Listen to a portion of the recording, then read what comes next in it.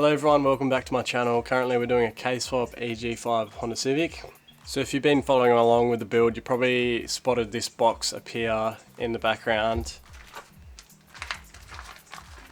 That indeed is my gearbox for this build. I've gone a bit over budget on the gearbox because I want reliability and I wanted a limited slip diff. I could have gone with a stock TSX or Accord transmission 6-speed manual, but I chose to go with the DC5 Integra Type R gearbox. At the time of buying it, there was only about 2 or 3 available in Australia from the wreckers. None in WA at all, none in Western Australia. So I had to get this one from Sydney, New South Wales. So hopefully it's all in good nick, and let's just freshen this box up.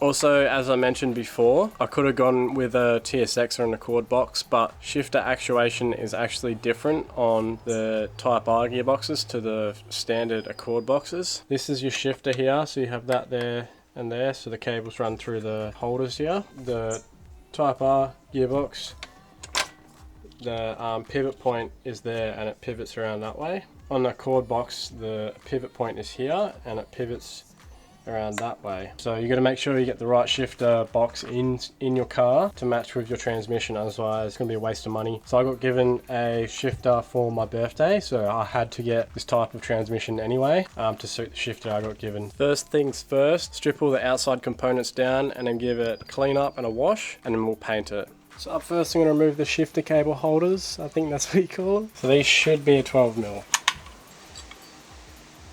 Boom, she's off. For the OGs that remember when I first got my K24, it had all this aluminium corrosion on it. I'm going to be using a wire brush just to get rid of all of it. So now I finally cleaned everything off with the wire brush and I've degreased it and put braking parts all over it. We can now go ahead and tape all the components, and just like that it's all freshly painted.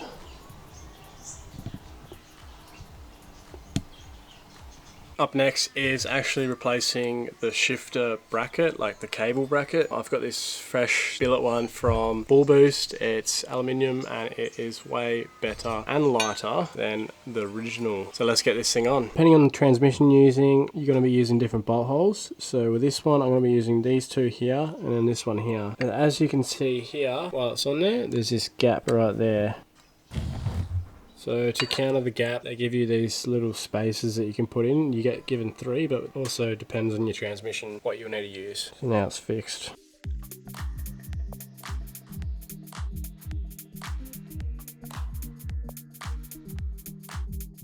Just like that, they're on.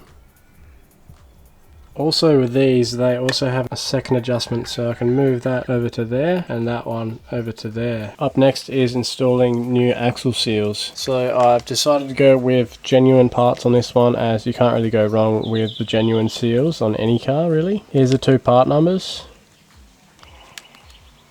The reason why there's 2 part numbers is because the driver side and passenger side seals are 2 different seals, so make sure you remember that with the K-series gearboxes. When removing axle seals, you want to make sure you don't scratch the sealing surface. Once it's out, inspect the sealing surface and gently tap any seal evenly around with a hammer. Taking your time when putting the seal in means you're not going to push it in too far. You want to make sure the sealing surface is flush with the outer ring of the housing. I genuinely run my finger around the outside to check the correct fitment.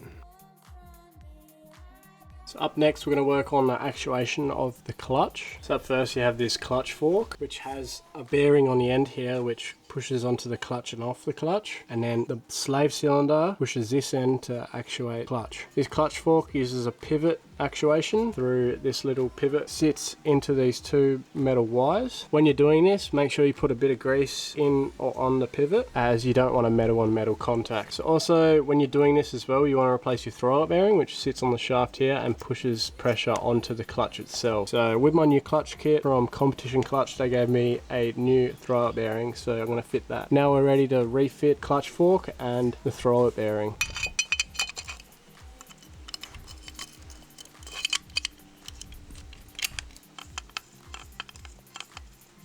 Just come in today is my new clutch fork boot, dust boot.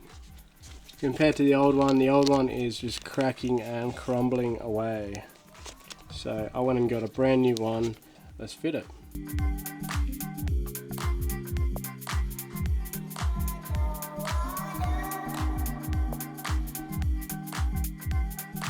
Before I forget, I'll give you guys the part number for the dust boot. I just got these come in today. Hybrid Racing 80% stiffer detent springs. This is my favorite part of doing this transmission. I've been looking forward to doing this part for a while. It's a really cheap, easy upgrade on your transmission and making it feel like a bit stiffer shifting and going between gears. It's a lot nicer, so really easy to do while we've got the transmission out, so let's get into it. First things first, you got to locate where your detent springs are. So it's the 3 nuts on the top of this K-series transmission. In this case, they're a 12mm spanner to get them loose.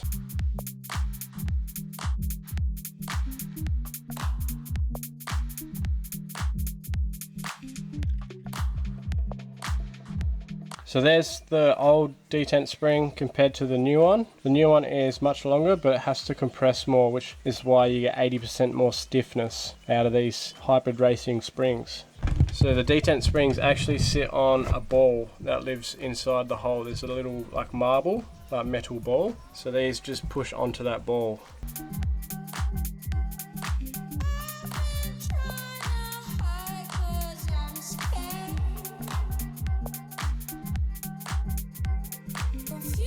So that's probably one of the cheapest way of upgrading your transmission feel.